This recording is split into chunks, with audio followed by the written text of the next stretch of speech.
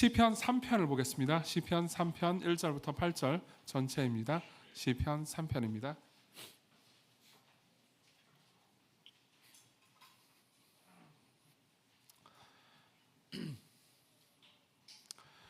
제가 여러분들을 위해서 읽어드리도록 하겠습니다. 시편 3편 1절부터 8절입니다. 하나님의 말씀을 들으십시오. 여호와여, 나의 대적이 어찌 그리 많은지요. 일어나 나를 치는 자가 많으니이다. 많은 사람이 나를 대적하여 말하기를 그는 하나님께 구원을 받지 못한다 하나이다. 여호와여, 주는 나의 방패시오 나의 영광이시오 나의 머리를 드시는 자신이이다. 내가 나의 목소리로 여호와께 부르짖으니 그의 성산에서 응답하시는도다. 내가 누워 자고 깨었으니 여호와께서 나를 붙드심이로다. 천만인이 나를 애워싸 진친다 하여도 나는 두려워하지 아니하리이다. 여호와여, 일어나소서. 나의 하나님이여, 나를 구원하소서. 주께서 나의 모든 원수의 뺨을 치시며 악인의 이를 꺾으셨나이다. 구원은 여호와께 있사오니 주의 복을 주의 백성에게 내리소서. 아멘. 네, 몇 주 전부터 우리는 시편을 계속해서 보고 있습니다. 시편의 여러 구절들을 보면서 우리가 어떻게 감정을 다룰 수 있는지에 대해서 생각해 보고 있습니다. 감정 중에서 우리는 부정적인 감정을 마주합니다. 뭐 의심이라든가 분노라든가 슬픔이라든가, 그리고 오늘 우리가 생각해 볼 두려움 같은 감정을 여러분들은 경험하게 됩니다. 그 감정들을 여러분들이 볼 때마다 여러분들은 그 감정이 꼭 나쁜 것만은 아닙니다. 때로는 필수적인 감정들이기도 해요. 하지만 그 감정들을 적절히 처리하지 않게 되면 여러분들은 그 감정에 묻혀버리거나 먹혀버리거나, 혹은 그것 때문에 그러니까 옳은 일을 하지 못하게 되거나, 아니면 여러분들이 사랑하는 사람들을 고통스럽게 만들 수도 있습니다. 그렇기 때문에 우리는 시편의 여러 본문들을 통해서 이 시편의 시인들이 어떻게 이 감정들을 통제했는지, 어떻게 이 감정들을 가지고 하나님께 나아가서 기도했는지를 보고 있습니다. 오늘은 두려움에 대해서 볼 겁니다. 사실 지난주에 우리가 불안을 보았고요. 불안과 두려움은 어느 정도 한 쌍입니다. 그러니까 둘을 엄격하게 구분하는 것은 쉽지 않습니다.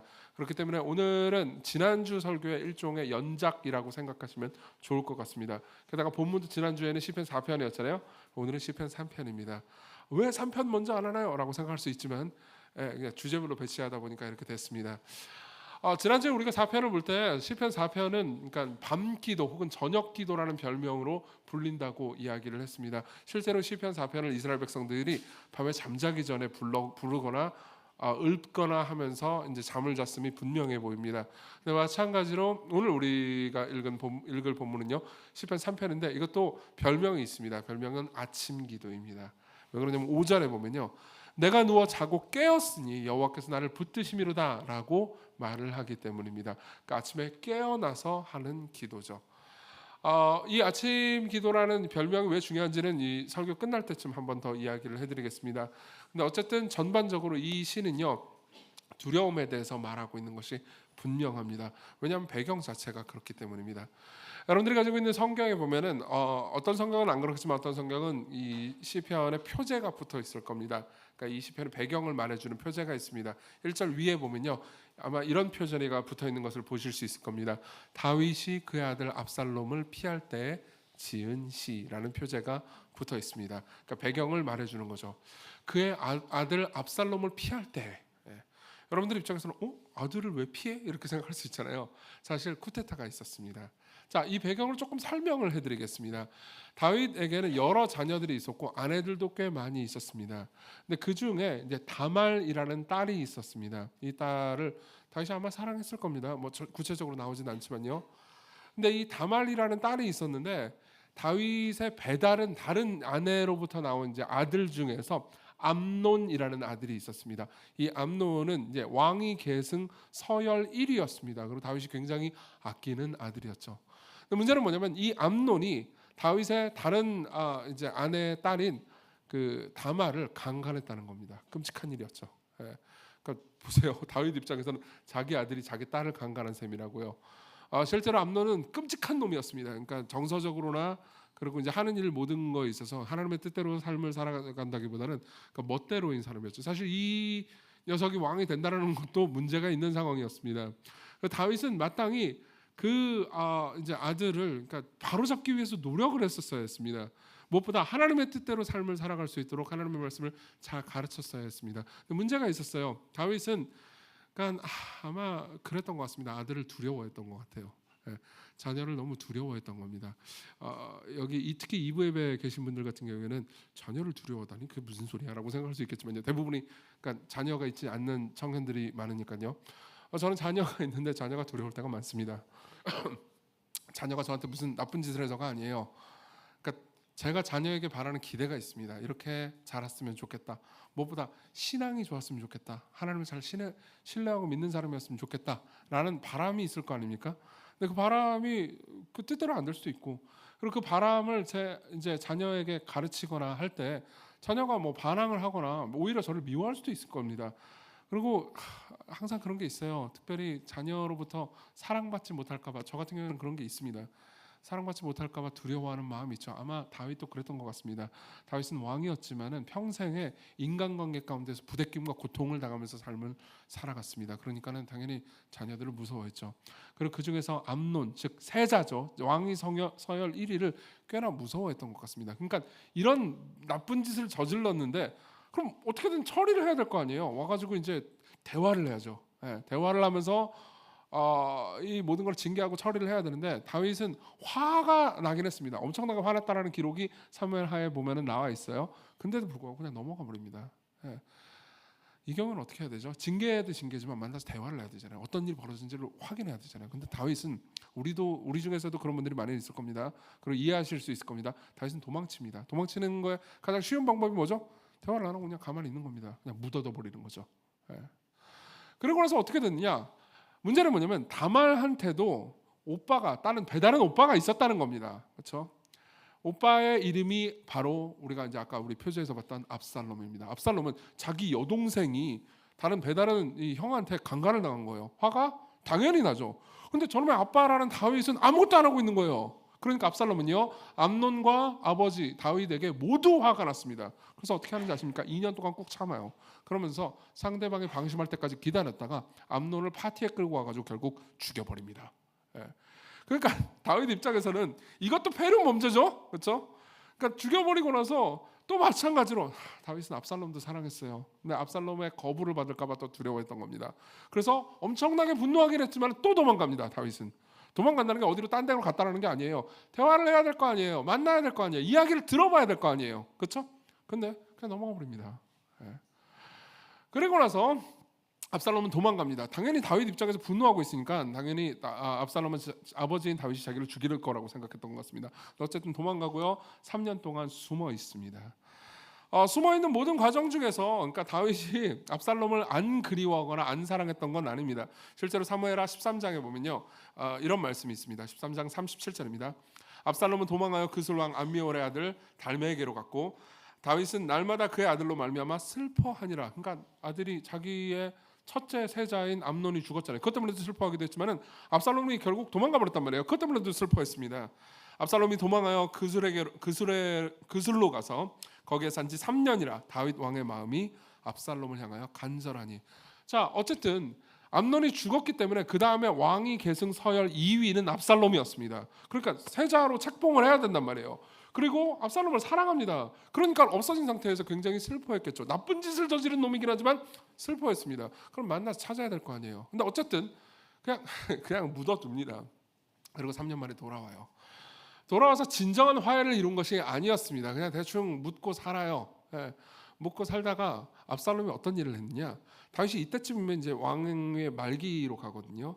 그러니까 이제 힘이 없어가지고 나라를 이렇게 막 잘 통치하지 못하고 있는 상황에서 압살롬은 나라 구석구석을 돌아다니면서 판결도 내려주고 여러 가지 좋은 일들을 합니다. 그러니까 우리로 치면 신방을 되게 빡세게 한 거예요.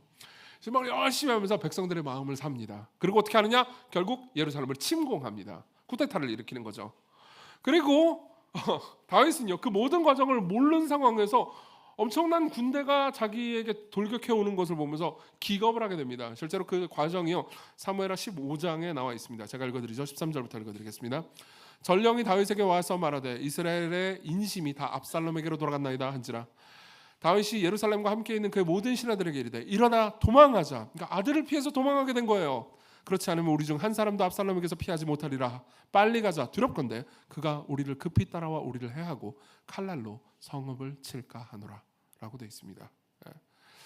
자, 그런 상황에서 도피하면서 압살롬의 군대에게 쫓기는 상황에서 하나님을 바라고 신뢰하면서 지은 시가 우리가 방금 읽었던 시편 3편입니다. 다윗은 끔찍한 두려움 가운데 있었고 그 두려움을 극복하려고 하고 있죠. 예. 저는 이 본문을 통해서요 이런 이야기를 해드릴 겁니다. 첫 번째로 두려움에 관해서 이야기를 할 겁니다. 다윗이 직면하게 된 두려움. 이것은 우리가 흔히 알고 있는 두려움보다 조금 더 깊은 레벨의 두려움이거든요. 그 두려움의 본질이 무엇인지 여러분들에게 말씀드리겠습니다.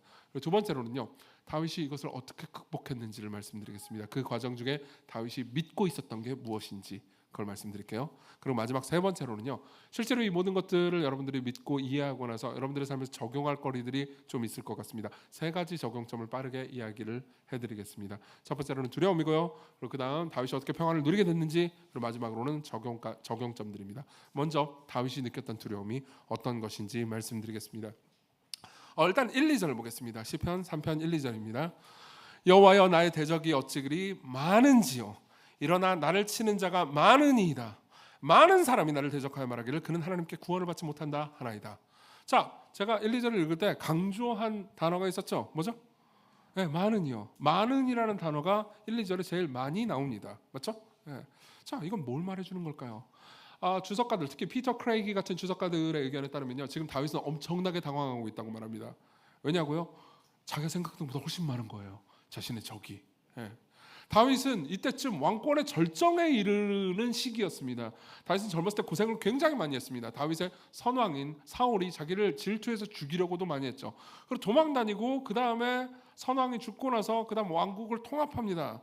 그러고 나서 여러 선정을 베풉니다. 그리고 사람들의 인기가 엄청났어요. 그러니까 당연히 다윗 왕 입장에서는 자기의 왕권과 자기의 인기가 괜찮을 거라고 생각을 했었습니다. 근데 이렇게 많이 자기를 대적할 줄은 압살롬의 편이 이렇게 많을 줄은 정말 상상도 못했던 겁니다. 사실 저도 이 다윗의 입장에서 처하면요 너무너무 당황하고 고통스러울 것 같아요. 저는 시간교회 성도들이 저를 사랑한다고 생각하고 있습니다. 이게 착각인지 아닌지 잘 모르겠는데 대체로 그렇게 생각하고 있어요. 그래서 올 때마다 기분이 되게 좋습니다. 여기 있는 사람들은 날 사랑해. 우후. 내가 헛소리를 해도 좀 용납해 줄 거야. 이런 식으로 생각을 하면서 교회에 오는 거죠. 근데 만일 제가 무슨 일을 하려고 했다고 합시다. 근데 그 일을 하려고 하는데 사람들의 반대가 너무 심해요. 예. 뭐 생각을 하는 거예요. 와, 여기 있는 사람들은 날 사랑해. 그러니까 내가 뭘 한번 해봐야지. 당회장배 탁구 대회 이런 걸 하는 거죠. 탁구를 모두가 좋아할 거야. 근데 사람들이 전부 다 막 저한테 들고 일어나는 거예요. 화를 내면서 교회에서 탁구가 웬 말이냐? 기도 대회를 해라. 뭐 기도 누가 잘하나 막 이런 거 하고. 예. 근데 그게 막 한두 명 정도가 저를 싫어할 줄 알았는데 뭐 교인의 절반 이상이 저를 싫어해요. 저를 편드는 사람이 몇 명 없습니다. 그럼 어떤 생각이 들까요? 내가 생각했던 나와 실제 내가 다르다는 걸 확인하게 됩니다. 내가 이만큼 안전할 거야 라고 생각했는데 실제 나는 훨씬 더 위험한 상태에 있었다는 것을 확인하게 됩니다. 여러분 보십시오. 이때 느끼는 두려움은 차원이 다른 두려움입니다. 그러니까 이때 느끼는 두려움은요 처음 느끼는 두려움보다 훨씬 더 깊은 수준의 두려움입니다. 이걸 좀 설명을 해보겠습니다. 뉴욕의 그 심리학자 중에 뉴욕 시립대학교에 이제 과거에 있었던 심리학자 중에 롤러 메이라는 사람이 있습니다. 이 사람은 실존주의 심리학을 창안해가지고 그러니까 심리학계에 상당한 영향을 미쳤던 사람이죠. 이 사람은 주로 불안과 두려움에 대해서 연구하는 사람이었고요. 이 사람은 이제 신학도 공부하는 전력이 있기 때문에 신학적인 깊이를 가지고 이제 분석도 해낸 사람입니다. 이 사람이 쓴 책 중에서는 우리나라 말로 번역된 책인데요. 자아를 잃어버린 현대인이라는 제목의 책이 있습니다. 거기 보면 불안과 두려움에 대해서 상당히 깊은 수준으로 다루고 있습니다. 거기 보면 이런 말이 있습니다. 들어보십시오. 현실에서 순간순간마다 당면하는 일에는 흔히 불안적인 두려움이 따른다. 가장 근본적인 단계에서 볼 때 이 두려움은 벌거벗었다라는 일종의 막연한 심리적 결핍이다 라고 이야기를 합니다. 뭔 소리죠? 항상 이 사람들은 어려운 말을 해요. 자, 전후 문맥을 좀 설명을 해볼게요. 예를 한번 들어보겠습니다. 일세로 제가 경험했던 예예요. 올해 저는 이제 그 교통사고가 난 적이 있습니다. 운전을 하다가 뭐 정확히 말하면 여기서 이제 이브에 드리고 그래서 뭘 먹다가 신촌으로 가야지 그러면서 이제 운전을 하고 갔었어요. 근데 졸렸던 거예요. 졸리면 잠깐 중간에 쉬어야 되잖아요. 근데 멍청하게 계속 가고 있었습니다. 그리고 가고 나서 정신을 차려보니까 뭐가 내 앞에 있는 느낌인 거예요.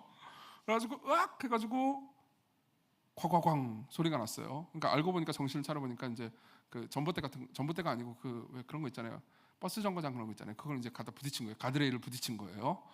그래가지고 내 차도 이제 앞에 좀 이렇게 깨졌고, 그리고 앞에 계신 그 뭐죠? 버스 정거장 뭐 이런 거 가드레일도 좀 깨졌고, 그리고 나는 이거 뭐지? 이러고 있었고, 좀 있으면 3시 예배 시간인 거예요. 그래가지고 제가 그러니까 이런 게 있는 거죠. 몸 자체는 튼튼한 것 같아요. 약간 외구성이 좋은 것 같아요. 그래서 이제 처음에 놀랐던 건 왜 안 아프지? 이런 생각을 잠깐 하고 이제 나중에 병원 갔어요. 걱정하지 마세요. 그리고 이제 내렸어요. 내리고 나서 이렇게 상황을 보고 나서 빨리 이제 전화를 했죠, 보험사로. 그래가지고 막 처리하고 나서 3시 예배 때 신촌에 가가지고 설교를 했어요. 굉장히 위험한 일이었죠. 그리고 그날 두려움을 느꼈을까요? 두려움을 느꼈죠. 당연히 너무 무서웠어요. 와씨 이러다가 무섭다. 그리고 정신을 차리고 눈을 떴을 때 그 앞에 뭐가 있는 그 느낌 있잖아요. 되게 무섭죠. 이건 두려움이에요. 이 두려움은 나쁜 게 아닙니다. 이런 두려움 없으면 저는 막 어디다 막 차 박아버리고 막 이상한 짓을 많이 할 거예요. 근데 그 두려움 말고 조금 시간이 지나고 나서 다른 두려움이 찾아왔습니다. 그러니까 존재에 대한 두려움이에요. 어떤 두려움이냐면 이런 생각인 거죠. 내가 부딪힌 게 가드레일이나 버스 정거장이 아니고 사람이었으면 난 사람을 죽였을 겁니다. 내가 졸다가 오른쪽으로 틀어서 망정이지 왼쪽으로 틀었으면 나는 죽었을 겁니다. 실제로는 죽을 만한 상황이었어요. 그럼 내가 죽었을 수도 있고 내가 누군가를 죽였을 수도 있잖아요. 갑자기 그때 되니까요, 근원적인 두려움이 찾아왔어요. 저는 제 일정에 대해서 제가 무언가를 하기 위해서 뭘 정해놓은 것 있잖아요. 그런 거에 대해서 자신이 있었습니다. 내가 여기서 출발해가지고 신촌으로 가면은 20분 만에 신촌으로 가는 거지. 근데 그때 생각하는 거죠. 내가 운전해가지고 20분 만에 신촌을 가는 게 아니고 20분 만에 천국으로 갈 수도 있겠구나. 그렇잖아요. 그건 무시무시한 일이었습니다. 근원적인 두려움이죠. 내가 결정하고 선택하고 계획한 게요, 다 틀어져 버릴 수 있는 거예요. 나는 내가 이 정도로 공부를 하면은 이렇게 결과가 나올 거라고 생각합니다. 내가 이 정도로 열심히 일을 하면은 이 정도의 결과가 나올 거라고 생각합니다. 내가 이렇게 착하게 삶을 살면은 내 삶에서 이런 정도의 좋은 일들이 일어날 거라고 생각합니다. 내가 자녀들을 이렇게 열심히 키웠으니까 내 자녀들이 이렇게 내가 원하는 대로 잘 자라줄 거라고 생각합니다.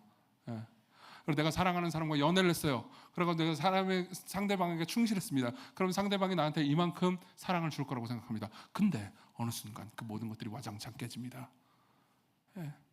내가 걸어가는 길거리가 당연히 안전할 거라고 생각하죠. 근데 갑자기 바바르맨이 나타났습니다. 무서워요. 그때 얼마나 무섭겠어요. 저는 여자가 아니라 잘 모르겠지만 여성들은 굉장히 무섭죠. 그렇겠지 뭐. 그러면요, 보세요. 그때 느끼는 두려움 말고요, 바바르맨이 보고 아무것도 없는데 똑같은 골목을 다시 한번 걸어갈 때 느끼는 두려움이 있습니다. 그렇죠? 그것은 훨씬 더 존재를 뒤흔드는 두려움이죠. 다윗이 느꼈던 게 바로 이거였어요. 나는 내가 왕권이 있는 줄 알았습니다. 나는 내가 사람들의 인기가 있는 줄 알았어요. 나는 여전히 내 나라를 잘 통치할 줄 알았습니다. 근데 이렇게 많을 줄은 몰랐어요. 나를 적대하는 세력이요. 이 두려움이 여러분들에게 문제가 되는 이유가 있습니다. 여러분들이 이 두려움에 한번 사로잡히기 시작하잖아요. 이 두려움을 제대로 극복하지 못하기 시작하잖아요. 여러분들은요, 절대 옳은 일을 하지 못합니다. 사실 다윗은요, 인생을 살아가면서 이 두려움에 많이 사로잡혔던 것 같습니다. 다윗은요, 젊었을 때 전쟁을 많이 했다고요. 전쟁만 많이 한 게 아니에요. 인간관계 때문에 엄청나게 시달렸단 말이에요. 사실 왕위까지 올라가기 위해서는 얼마나 많은 정치적인 적들이 있었겠습니까? 그리고 그들과 대화를 나누다가 그들이 삐지고 나를 적대하고 배신당하고 이런 일들을 계속해서 삶을 통해서 엄청나게 경험했단 말이에요. 그러니까요, 내가 사랑하는 아들이라 하더라도 내가 뭔가 말을 잘못하거나 혹은 내가 무슨 행동을 잘못하면 그가 나를 버리거나 배신당할지도 모른다라는 두려움에 사로잡혀 있을 겁니다. 그럼 보세요. 아들이 사고를 쳤어요. 그럼 만나야 될 거 아니에요.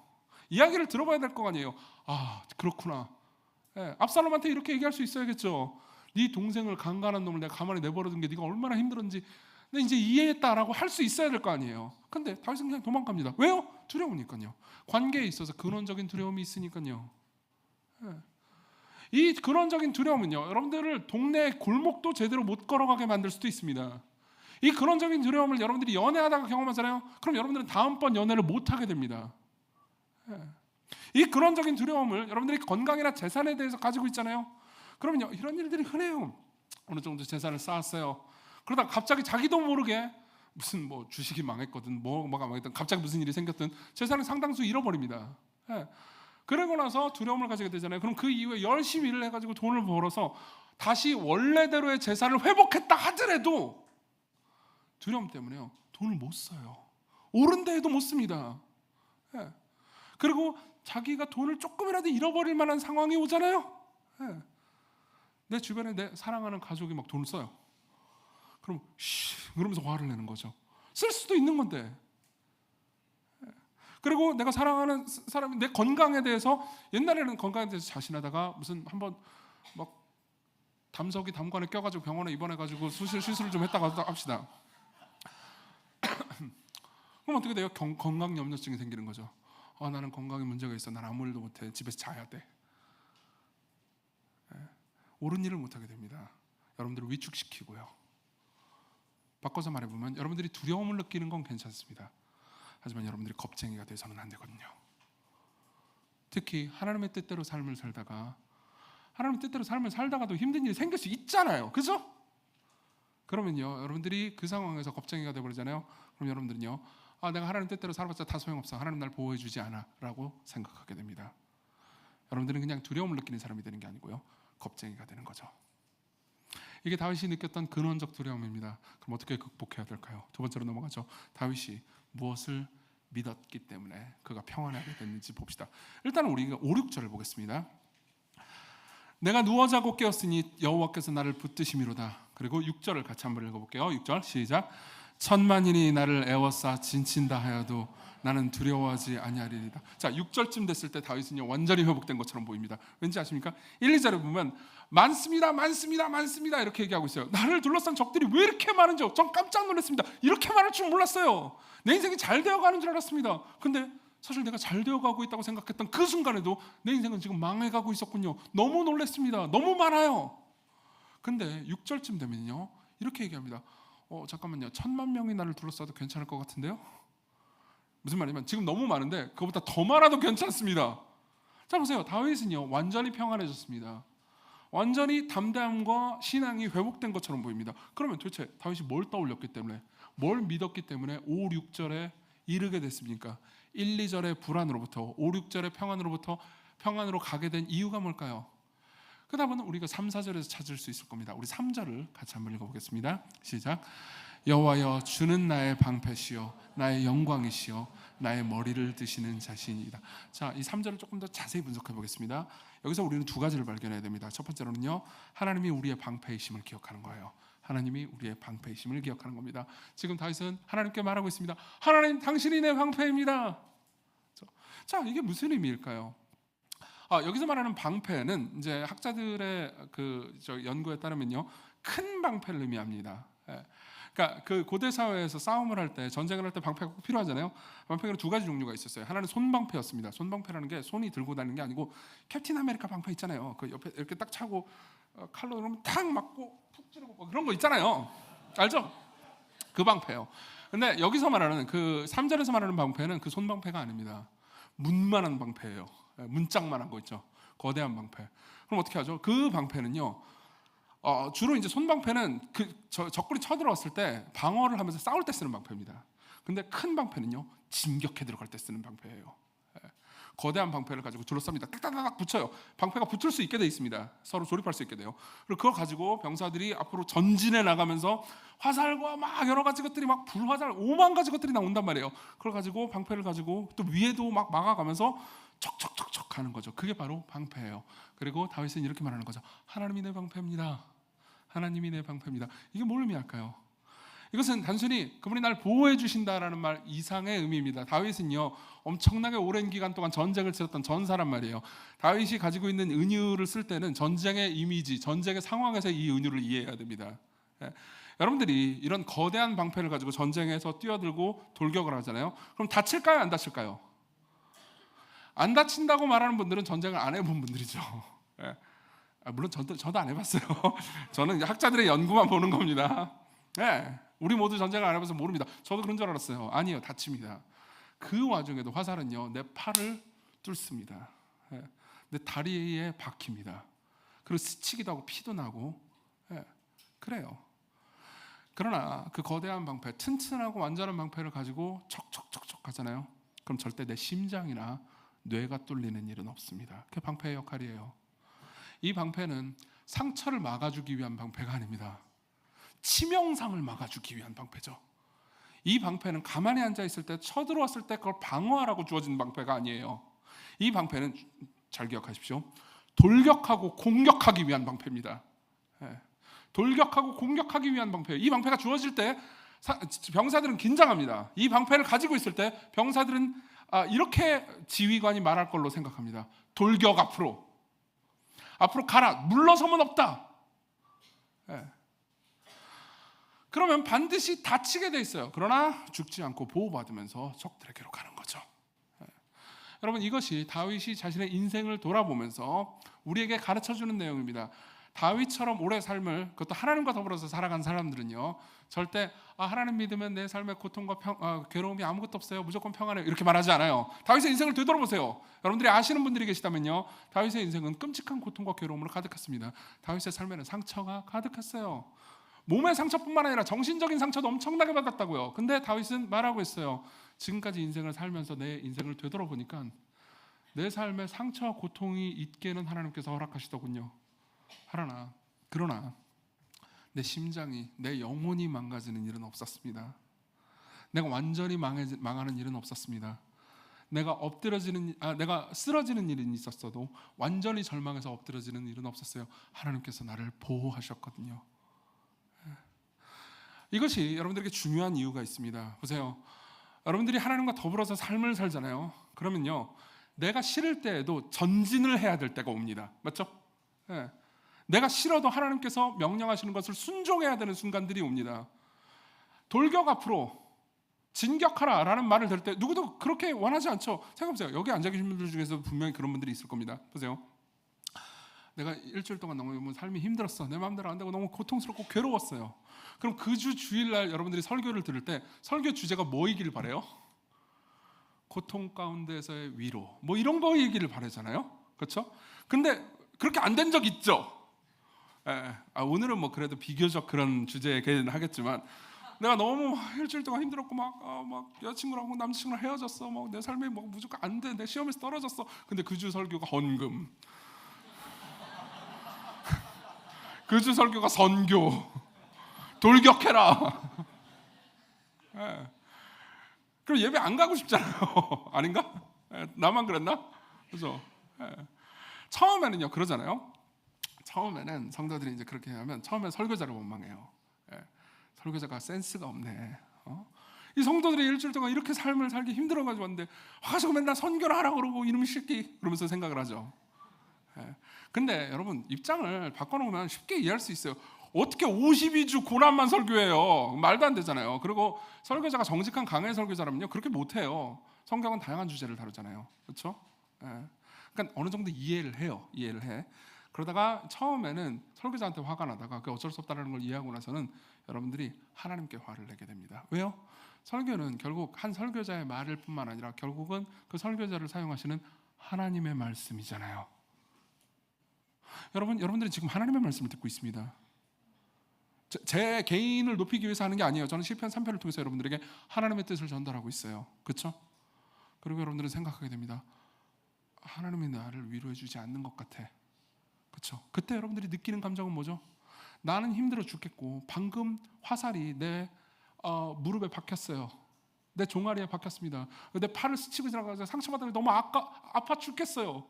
근데 뒤에서 지휘관이 말하는 겁니다. 돌격 앞으로, 너희들에게는 방패가 있다. 그 방패는 튼튼하다. 너희들이 다쳤을지 모르지만 계속 진격해서 나아가라. 그럼 어떻게 되죠? 야속하잖아요. 하지만 생각해 보십시오. 여기서 지휘관이 그래, 너희들이 다쳤구나. 그럼 방패를 버리고 도망가서 이제 뒤로 돌렴. 그럼 어떻게 되는지 아십니까? 적들은 여러분들 다 죽여버릴 겁니다. 그게 더 위험하다고요. 이 상황에서 진격하지 않으면 우리가 위험하다고요. 좋은 지휘관은 병사들을 보호하기 위해서 병사들이 다쳤다 하더라도 진격하라고 말합니다. 맞죠? 다윗은 그것을 누구보다도 더 잘 알고 있습니다. 다윗이 병사인 동시에 지휘관이기도 했으니까요. 다윗은 알고 있습니다. 하나님이 때로는 내가 다치고 망했어도 내가 온통 상처뿐이라 하더라도 때로는 하나님 앞에 서서 하나님의 말씀에 용기 있게 직면하고 순종하면서 계속해서 진격해 나가야 한다는 것을 알고 있습니다. 다윗은 순종하고 앞으로 나아가야 한다는 것을 알고 있어요. 그리고 지금까지 삶을 살면서요, 내가 상처받고 힘들다 하더라도 하나님의 뜻에 순종했을 때 내 영혼 전체가 다 망가진 일은 없다는 걸 알고 있습니다. 여러분, 이 이야기가 결국 어떻게 되는지 아십니까? 압살롬의 반역이 어떻게 끝나는지 아십니까? 아마 이미 사무엘상하를 읽어서 아시는 분도 있을 겁니다. 결국 압살롬은 죽습니다. 그리고 다윗은 다시 왕위를 되찾게 되죠. 실제로 사무엘하 19장 8절에 보면 이런 말씀이 있습니다. 왕이 일어나 성문에 앉음에 어떤 사람이 모든 백성에게 말하되 왕이 문에 앞에 앉아 계신다 하니 모든 백성이 왕 앞으로 나오니라. 결국은 왕은요, 다윗은요 모든 권세를 되찾습니다. 고통스러운 일이 있었지만요, 결국 다윗은 모든 걸 잃지 않았어요. 하나님께서 이 고통을 통과해서 다시 모든 것을 회복시켜 주셨습니다. 여러분들의 인생도 똑같을 겁니다. 이런 건 아멘 해도 돼요. 우리 교회는 아멘 잘 안 시키지만 이런 건 해도 돼. 보세요, 여러분들도 똑같을 거예요. 여러분들의 인생도 결국 그분의 보호하심, 그분의 방패 되신 그분의 보호하심 안에 있을 겁니다. 다윗은 자기 자신이 이걸 믿고 있고요, 여러분들 모두에게도 그걸 믿으라고 말합니다.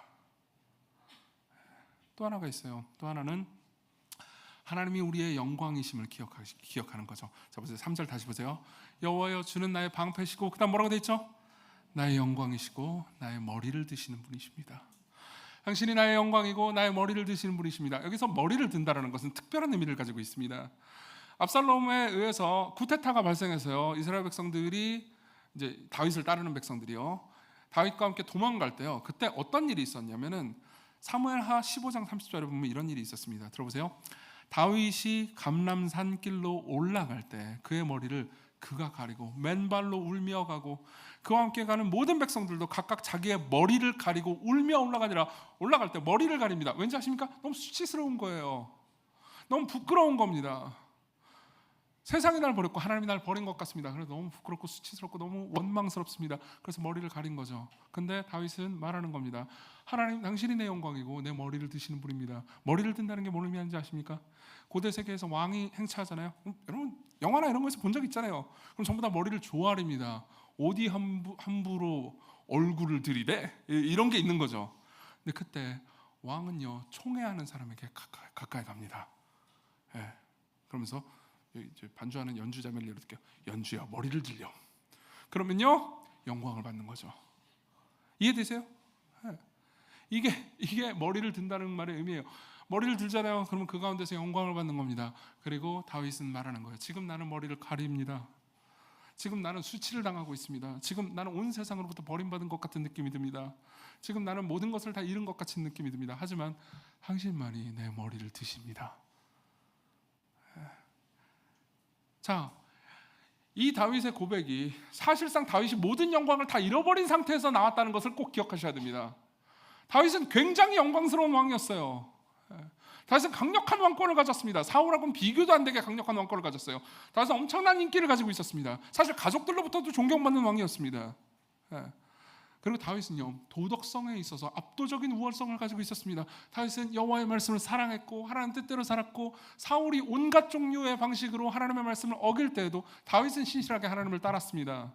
그러니까 도덕적으로 자신감이 있었단 말이에요. 보통 생각해보세요. 우리 자존감이 좋아요 나빠요 할 때 언제 좋아지죠? 보통 내가 괜찮다고 느낄 때, 스스로가 생각해도 느낄 때 자존감이 괜찮아지잖아요. 그렇죠? 내가 이 교회에 왔는데 내가 이 교회에서 보통 인간관계도 잘하고 내가 사람들한테 잘해주고 사람들이 나를 착하고 좋은 사람이라고 생각하고, 내 얘기하는 거 같네. 사람들이 날 사랑하는 것 같고, 너무 자뻑이에요? 나는 열심히 지금까지 삶을 살면서 내가 뭐 어떻게 부자가 되진 않았지만 그래도 내 삶 잘 살고 있고 돈도 이 정도 벌고 있고, 사회에 나가서도 뭐 엄청나게 성공은 아니지만 그래도 능력도 있고 관계도 잘하고, 그러면요 자존감이 높아지잖아요. 베베 꼬인 방식으로 사람들의 말을 듣지 않잖아요. 근데 그 모든 걸 잃었다고 생각해 보십시오. 다윗은 진짜 말 그대로 모든 걸 잃은 상태였습니다.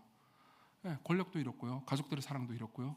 다윗은 이 직전에 아시는 분들 계시겠지만요, 간음과 살인을 한 전력이 있습니다.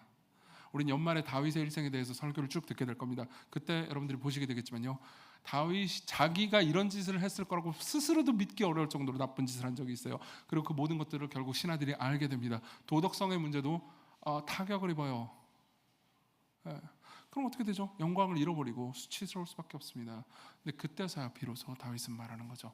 하나님, 나는 지금까지 내 도덕성에 내 영광을 두었고, 내 권력에 내 영광을 두었고, 가족들의 사랑에 내 영광을 두었고, 그리고 내가 가지고 있는 힘과 권력과 돈과 내 성취에 내 영광을 두었습니다. 근데 이 모든 것들이 잃어버리고 나서야말로 내가 바랄 수 있는 게 있습니다.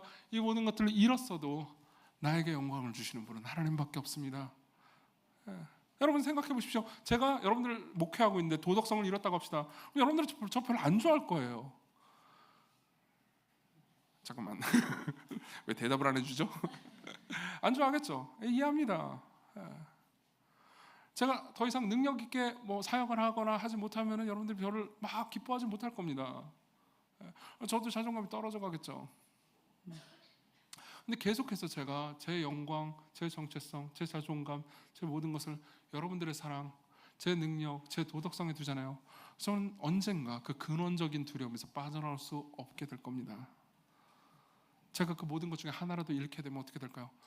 제 건강이라도 잃게 되면 어떻게 될까요? 더 이상 설교나 목양 사역을 여러분들을 위해서 아무것도 안 해줘요. 그럼 저는요, 저 자신을 보면서도 정말 쓸모없는 인간이라고 생각하게 되지 않을까요? 제가 도덕적으로 망가졌다면 저는 정말 나쁜 놈이라고 스스로 생각하지 않을까요? 근데 그때 다윗은, 그리고 우리는 이렇게 생각해야 되고 이렇게 생각한다는 거죠. 어떻게 생각합니까? 하나님, 내가 사람들로부터 버림받고 사람들로부터 손가락질 당하고 비난받는 그 순간에도 하나님은 내 영광이시고 내 머리를 드시는 분입니다. 당신밖에 없습니다. 내가 죄인인 걸 알고도 사랑해 주시는 분은 당신밖에 없습니다. 내가 능력이 없어도 저를 사랑해 주시는 분은 당신밖에 없습니다. 내가 망가져도 저를 사랑해 주시는 분은 당신밖에 없습니다. 자, 보세요. 이때 다윗에게는 어떤 일이 일어났죠? 자기 자존감과 영광의 근원이 사람들의 인정이 아니고 하나님이 됩니다. 이게 어떻게 여러분들을 담대하게 만드는지 아십니까? 여러분들이 사람들의 인정에 여러분들의 영광과 정체성을 두잖아요. 그럼 여러분들은 사람들로부터 버림받을까 봐 무서워서 사람들에 대해서 겁쟁이가 됩니다. 여러분들이 돈에 그 인정과 정체성을 주잖아요. 그럼 돈을 잃어버릴까 봐 여러분들은 겁쟁이가 될 겁니다. 그렇지만 하나님은요, 잃을 수 없는 분이죠. 지난주에 우리가 배웠잖아요. 하나님은 잃을 수 없는 분입니다. 그리고 우리는요, 용감해질 수 있는 거죠.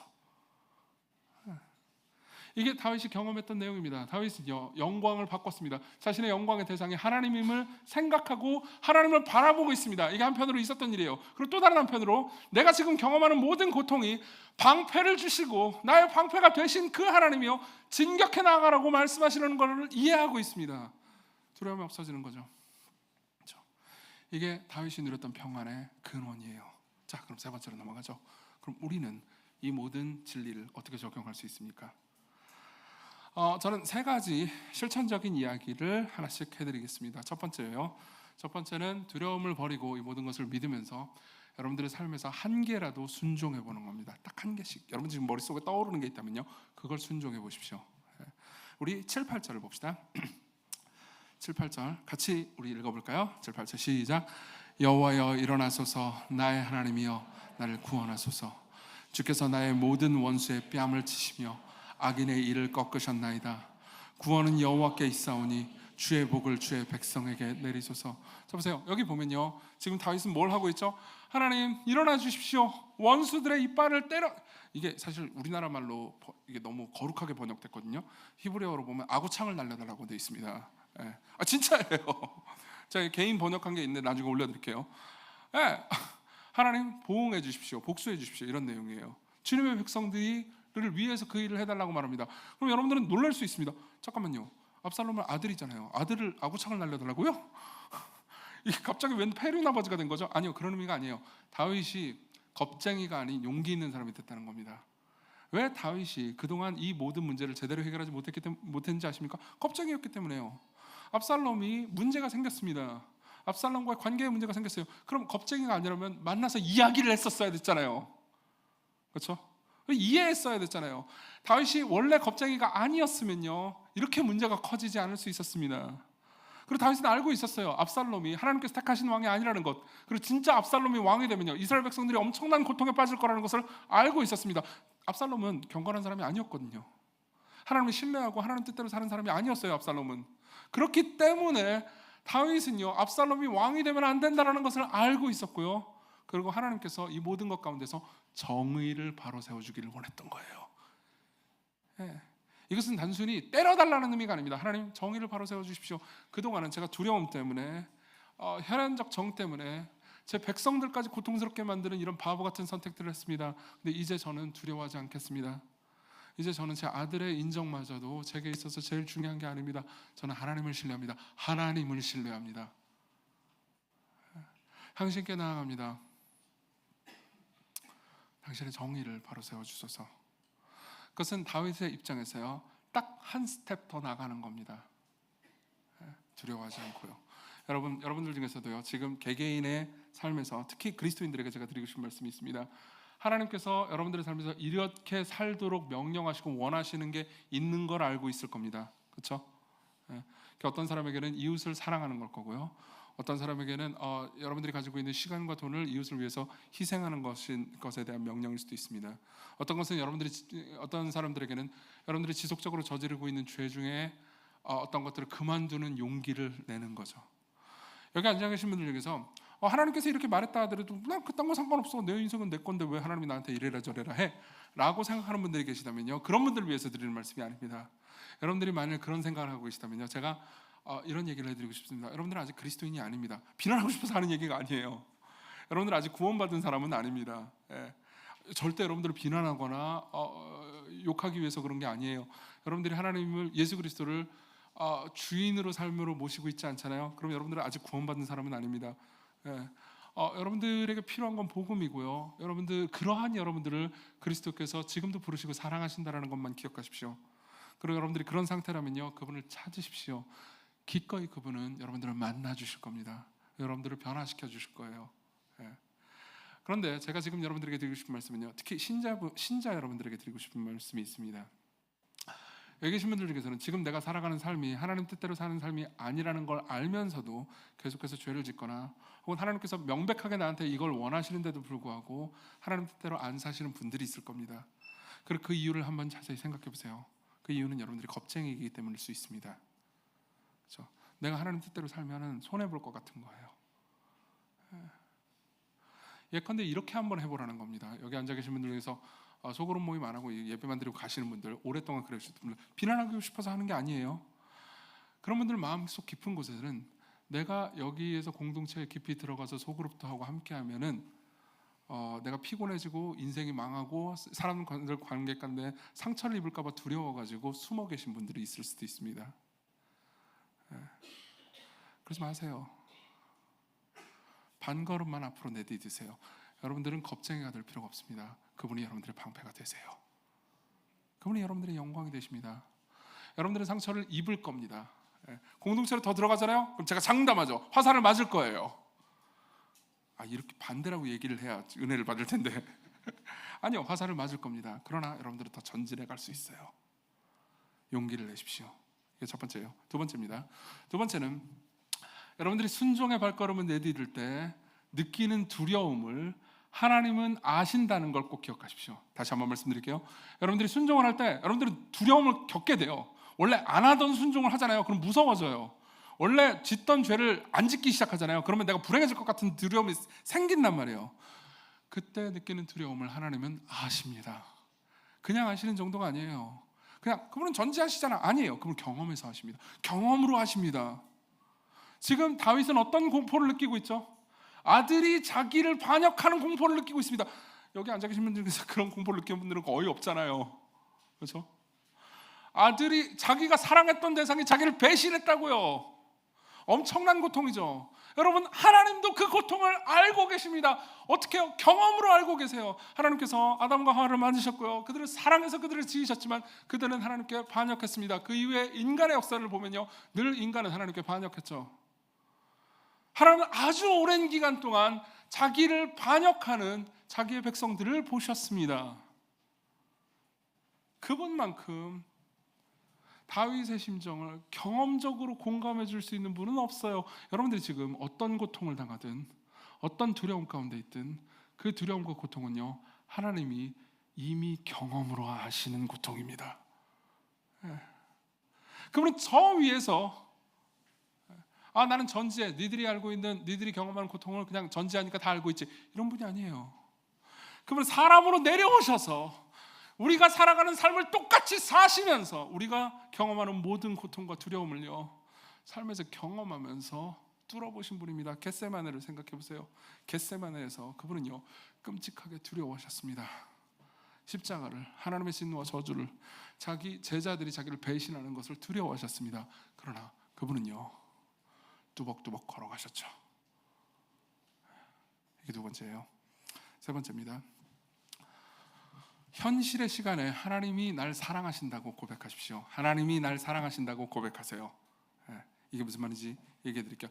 아까도 말씀드렸듯이 다윗은 이때쯤 자기가 겁쟁이라는 것과 자기가 죄도 지었다는 것과 문제가 많다는 걸 알고 있어요. 사실 다윗의 도덕적 정당성은 꽤나 많이 무너진 상태였습니다. 그리고 다윗을 향해서 비난하는 사람도 많았어요. 2절에 보면요, 이렇게 말하고 있죠. 많은 사람이 나를 대적하여 말하기를 그는 하나님께 구원을 받지 못한다 하나이다. 많은 사람들이 다윗을 향해서 이렇게 말했어요. 아유, 저 구원 받겠나? 하나님이 저 버렸네, 이렇게 생각했었어요. 그러면 생각해보세요. 여러분들한테 누가 와가지고, 제가 와가지고, 목사님이 와가지고 구원 받겠나 안 해, 이런 죄를 저지르고 있다니, 너한테 실망했어. 그럼 여러분들 어떻게 될까요? 그럼 자연스럽게 여러분들은 이렇게 될 겁니다. 하나님도 나를 안 사랑해 줄 것 같아요. 맞죠? 하나님 앞에 자신감이 없어질 겁니다. 근데 다윗은 뭐라고 말하고 있죠? 3절, 여호와여, 그래도 여러분 재밌는 게 뭐냐면 3절 앞에는 히브리어로 그러나가 붙어 있습니다. 그러나 여호와여, 주는 나의 방패시여 나의 영광이시여 나의 머리를 드시는 분이십니다. 내가 나의 목소리로 여호와께 부르짖으니 그의 성산에서 응답하시는도다. 무슨 말입니까? 여전히 당신은 나의 방패고 나의 영광이고 내가 기도하면 하나님께서는 들으실 거예요. 그렇죠? 그분이 나를 사랑한다는 걸 확신하고 있습니다. 여러분, 이것이 우리가 해야 되는 확신 중에 하나입니다. 여러분들이 자신이 없을 때 사실 여러분들의 행위와 여러분들의 의로 인해서 자신감을 가지고 있었다는 것을 정직하게 고백하시고 하나님을 쳐다보십시오. 그분은 죄를 지었어도 죄인을 거절하지 않고 돌이키면 기꺼이 품에 안으시는 분이십니다. 여러분들이 죄 가운데 있다 하더라도 여러분들을 사랑하시는 그분의 사랑을 불신하진 마십시오. 그럼 여러분들은 다시 그분께 나아갈 수 있는 용기가 생깁니다. 요한일서 4장 18절에 보면 이런 말씀이 있어요. 사랑 안에 두려움이 없고 온전한 사랑이 두려움을 내쫓는다고요. 사랑 안에 두려움이 없다고요. 여러분, 하나님께서 여러분들을 사랑하신다는 것을 알게 되잖아요. 그럼 여러분들은 그분께 나아가는 걸 더 이상 두려워하지 않게 돼요. 왜 그럴까요? 예수 그리스도께서 십자가가 엄청나게 두려우시긴 했지만 그래도 가실 수 있는 이유는요, 그분이 우리를 사랑했기 때문입니다. 사랑은 두려움을 내쫓죠. 겟세마네에서 그분이 얼마나 고통스러워하셨는지 아실 겁니다. 십자가에 못 박히시기 직전에 그분은 몸을 가누지 못할 정도로 울고 고통스러워하면서 심한 통곡과 눈물로 하나님께 간구와 소원을 올리셨습니다. 그리고 그분이 울며 고통스러워하면서 몸을 가누지 못할 때라도 하나님의 진노와 저주를 우리 대신 받는 것이 너무나 고통스러운 그때도요, 그분은요 사랑 때문에 걸어가셨습니다. 사랑 때문에 걸어가셨어요. 여러분, 그분과 우리의 차이가 뭔지 아십니까? 이게 되게 중요한 부분이에요. 그분과 우리의 차이가 뭔지 아십니까? 우리는 그렇게 걸어갈 때도 하나님이 우리의 방패가 되십니다. 이게 다윗의 고백이에요. 그렇죠? 그렇지만 예수님에게는 방패가 없었습니다. 예수님은 하나님께 버림받았거든요. 십자가에서 엘리 엘리 라마 사박다니 하실 때 그분은 성부 하나님께 버림받으셨습니다. 여러분, 방패의 특징이 뭔지 아십니까? 하나님은 우리를 향해서요 방패를 들고 전진하라라고 말씀하시는 지휘관이신 동시에 다윗이 고백한 것처럼요 방패 자신이시기도 하십니다. 여호와가 내 방패래잖아요. 방패의 특징이 뭐죠? 방패는 화살을 정통으로 맞습니다. 맞죠? 방패에는 화살들이 엄청나게 꽂혀 있습니다. 우리가 방패 뒤에 있기 때문에 우리는 치명상을 입지 않을 수 있는 거죠. 우리가 그리스도라는 방패 뒤에 있기 때문에 우리는 영원히 버림받지는 않습니다. 우리는 영원히 구원받고 사랑받을 수 있습니다. 삶의 상처는 경험하겠지만요, 그러나 그 모든 것을 위해서 그 방패가 되신 그분은요, 십자가에서 지옥을 경험하셨습니다. 그분은 화살과 불화살을 맞으셨습니다. 그분은 우리를 위해서 그 모든 일을 하셨어요. 이분이 여러분들을 사랑하십니다. 이분이 여러분들을 사랑하십니다. 그리고 이분께 나를 맡기는 거예요. 마지막으로 하나만 이야기하고 끝내겠습니다. 제가 여기까지 설교를 하면 여러분들 입장에서는 이제 내 두려움이 뭔지 이제 좀 이해되겠다라는 분들도 계실 겁니다. 잘 들어보니까 내 두려움의 본질은, 내 가장 근원적 두려움의 본질은 내 삶을 내가 통제할 수 있다는 확신 때문에 발생했던 거구나 라는 거죠. 그렇죠? 네. 다윗은요, 내가 이 정도 왕이 됐으니까 이제 그 다음부터 괜찮을 거라고 생각했고, 그때부터 다윗은 문제가 생기기 시작했어요. 맞죠? 이 정도 삶을 살아왔으면 내가 내 미래를, 어느 정도 돈도 벌었고 내가 뭐 이제 관계도 맺었고 뭐 이 정도면 괜찮겠지 했던, 내가 내 미래를 통제할 수 있고 내가 내 삶을 운전해낼 수 있다라는 확신 때문에 종종 그런 문제가 종종 위험이 발생할 때 나는 근원적 두려움을 겪게 됩니다. 그러면 제일 좋은 방법은 뭐죠? 운전대를 내려놓는 거죠. 제가 최근에 이제 친하게 지내는, 제가 이분 인용을 너무 많이 해가지고 짜증 날 분도 있을 텐데 저는 좋아요. 친하게 지내는 목사님 중에 이명규 목사님이라는 분이 있습니다. 저는 요즘 이분 설교를 계속 듣고 있어요. 그리고 좀 있으면 이제 청년 이부 수련회가 있기 때문에 아직까지는 홍보를 계속 해야 됩니다. 보세요. 이명규 목사님 설교를 듣는데 되게 재미있는 이야기를 들은 적이 있어요. 이분이 옛날에 청소년 사역자 출신이에요. 지금은 청소년 사역자가 아니지만 청소년 사역자 출신이에요. 자기가 섬기는 교회에 청소년들이 되게 많았대요. 제가 이명규 목사한테 야, 너 우리 교회 청소년 사역하면 안 되냐? 라고 말한 적도 있어요. 뭐 말도 안 되는 소리라고 이제 거절당했지만 어쨌든. 근데 이제 이분이 섬기는 교회에서는 보통 교회는 주님의 양들이 있잖아요. 근데 이분이 섬기는 교회는 주님의 양 아치들이 있었대요. 그래서 이제 삶이 무너지거나 그냥 비행 청소년들을 꽤 많이 섬겼던 거죠. 근데 그러다 보니까 비행 청소년 소식들을 많이 접하게 된 거예요. 이분이 섬긴 사람들은 아니지만 이제 알게 된, 건너서 알게 된 어떤 청소년들은 고등학생인데 4명이 미친 듯이 술을 마시고 면허도 없는데 운전을 한 거예요. 그러다가 사고가 나가지고 4명이 다 죽은 사건이 있었습니다. 끔찍한 사건이죠.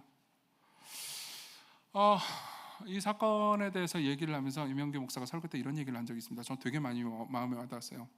보통 의사들이라면 이 친구들이 죽은 시점을 실제로 사고가 난 이후에 심폐기능이 정지된 상태를 이 친구들이 죽은 시점이라고 보겠죠, 그렇죠?